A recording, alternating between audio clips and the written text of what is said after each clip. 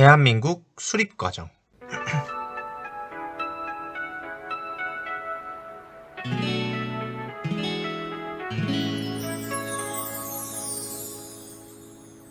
이거 세상에서 제일 귀한 역사 수업 들려줄 테니 재밌게 들어줘. 오프닝송이 이제 꼭 끝나가니까는 집중한다 나랑 약속해줘요. 이건 세상에서 제일 귀한 역사 수업 들려줄 테니 재밌게 들어줘. 우철쌤의 역사 콘서트. 1945년 8월 15일 식민지에서 한국인들은 해방을 맞이합니다. 광복을 맞이했죠. 그러자 미국과 소련의 군대가 한반도로 이동했고요. 남과 북으로 나누어 점령하기 시작합니다. 이때 미국이 먼저 한반도에 진입한 소련에게 한반도를 군사적으로 나누어 점령하기 위한 제안을 합니다. 이에 따라 북이 38도선을 설정해서 남과 북으로 한반도를 나누죠. 두 군대의 한반도 점령 목적은 일본군의 무장해제였습니다. 그렇게 각 지역을 점령한 소련과 미국군은 각자 다른 방식으로 그 지역을 통치했습니다. 북한 지역의 소련군은 간접 통치를 했습니다. 소련군과 같이 온 세력이 공산 계열의 한국인들이었기 때문에 그들이 만든 자치단체를 인정하고 주요 세력으로서 공산주의를 지지하였습니다. 남한 지역의 미국군은 직접 통치를 했습니다. 이때 그 중심이 되었던 부서가 바로 미군정이 되겠습니다. 미군이 세운 정부입니다. 미군정은 직접 통치를 원활하게 하기 위해 일제강점기 때 행정 업무를 담당했던 친일파 세력을 그대로 등용합니다. 여기에는 친일파 출신 경찰도 있었죠. 이것을 현상 유지 정책이라고 합니다. 또한 직접 통치에 방해될 만한 요소를 막아섰는데 여기에는 대한민국 임시정부가 있었습니다. 미군정은 대한민국 임시정부의 존재를 부정하고 한국에 들어올 거면 해체하고 개인 자격으로 들어오라고 했습니다. 또한 한국인이 만든 자치단체를 부정했죠. 미군정의 이런 요구에 어쩔 수 없이 대한민국 임시정부는 해산하기로 결정합니다. 결국 1945년 11월 대한민국 임시정부를 구성했던 사람들은 개인 자격으로 남한에 입국했습니다. 이후 임시정부 구성원들은 미군정에게 찾아가 행정권을 넘겨줄 것을 요청했지만 미군정은 이것을 거부했습니다. 당시 남한 내부에 만들어진 정치 단체들을 살펴볼게요. 좌익 계열은 조선인민당, 남조선신민당, 조선공산당 등이 있고요. 우익 계열은 한국민주당, 독립촉성중앙협의회, 한국독립당, 국민당 등이 있었습니다. 역사는 우철티철. 그러던 중 1945년 12월 모스크바 3국 외상회의가 개최됩니다. 소련의 모스크바에서 미국, 영국, 소련의 외교부 장관이 한반도 문제를 회의하기 위해서 모인 것이죠. 이때 미국이 먼저 신탁통치안을 제출합니다. 신탁통치란 국제연합의 위임을 받은 나라가 일정한 지역을 통치하는 형태이고요. 주로 정치적 혼란이 우려되는 지역의 정치적 안정을 이루기 위해 시행하는 것입니다. 이 제안을 소련이 받아들이고 여기에 조건을 추가합니다. 그 조건은 임시정부를 수립하는 것이었습니다. 미국과 소련이 이 제안을 모두 받아들이고 결국 결정안이 발표되는데 민주임시정부 수립, 미소공동위원회 조직, 그리고 최고 5년간 신탁통치입니다. 그런데 신문 동아일보에서 모스크바 3국 외상회의에 결정한 내용을 잘못된 내용으로 기사를 내게 됩니다. 오보를 낸 것이었죠. 사실은 팩트는 무엇이었냐? 미국이 신탁통치안을 먼저 제안했고 소련이 이를 동의한 것이었습니다. 그런데 동아일보의 오보에 의하면 미국이 한국인 즉시 독립을 주장했지만 소련이 이것을 반대해서 이렇게 됐다. 이렇게 나온 겁니다. 이러한 내용이 전해지자 좌익, 중도, 우익 누구 구분할 것 없이 모두 다 신탁통치 반대운동, 반탁운동을 전개합니다.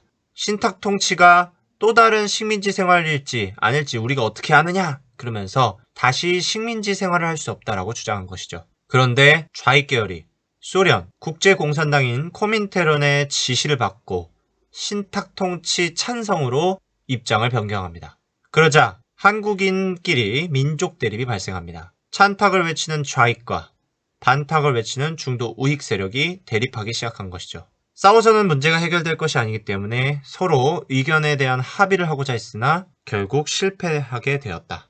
그러던 와중에 1946년 3월 제1차 미소공동위원회가 열립니다. 임시정부를 구성하기 위해서 만난 것이었죠. 이때 미국과 소련의 의견 대립이 굉장히 커서 이 합의가 이루어지지 못하게 됩니다. 미국은 반탁 세력도 임시정부에 참여할 수 있게 하자. 소련은 신탁 통치를 반대하는데 왜 참여시키냐면서 신탁 통치를 찬성하는 단체 외에는 절대 참여하지 못하게 하자라고 주장을 했습니다. 이 이야기를 하고 싶어서 소련 코민테른이 앞서 좌익 세력에게 찬탁 운동, 신탁 통치를 찬성하라라고 시킨 것이었죠. 이것을 알고 있던 미국은 끝까지 이 안에 대해서 반대하였고 결국 1946년 5월 미소공동위원회는 중단됩니다. 미소공동위원회 결렬 이후 미군정은 1946년 7월 좌우합작운동을 지원했고요. 남한 내부에 좌익 세력을 탄압했습니다. 이승만은 1946년 6월 3일 정읍 발언을 합니다. 전라북도 정읍에서 이승만의 연설인 남한 단독정부 수립이라도 하자라는 발언은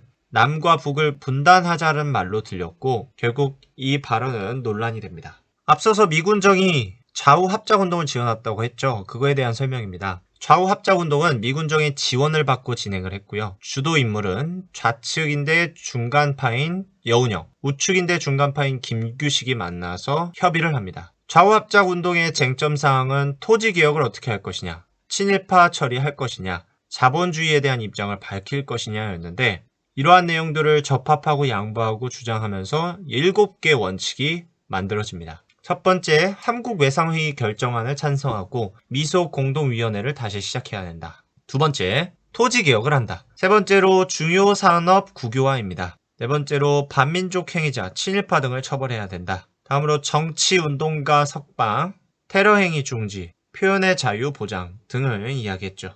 이러한 7원칙을 보더니 좌익과 우익 모두가 반발합니다. 그 어떤 것도 양보해서는 안 되는데 너무 많은 양보를 했다면서요. 이러한 상황이 되자 미군정은 좌우 합작운동이 별 효과가 없다라고 판단해 지원을 철회하게 됩니다. 제2차 미소공동위원회가 열립니다.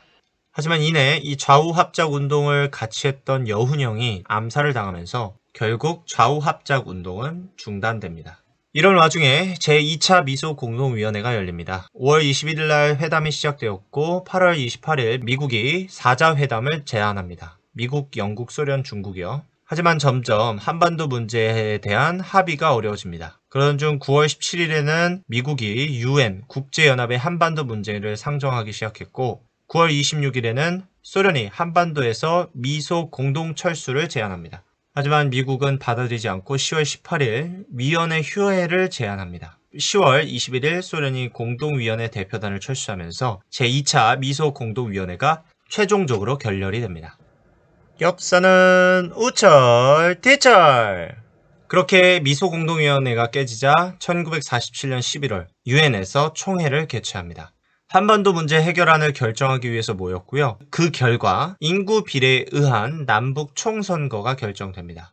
그러자 북한과 소련이 남한에 유리한 결정이라며 크게 반발합니다. 왜 반발했냐면 당시 남한에는 논과 밭이 상대적으로 많았고 이것을 고스란히 농사를 짓기 위해서는 많은 사람들, 노동자, 농민들이 필요했습니다. 그러다 보니 인구 비례에 의한 선거를 하면 남한의 국회의원 수가 더 많이 뽑히게 되는 겁니다. 적은 인구수면 적은 인구수대로 적은 국회의원이 필요할 것이고 많은 인원이면 많은 인원대로 국회의원이 더 필요할 것이니까 이 인구 비례에 의한 남북 총선거는 북한한테 엄청 불리한 것이었죠.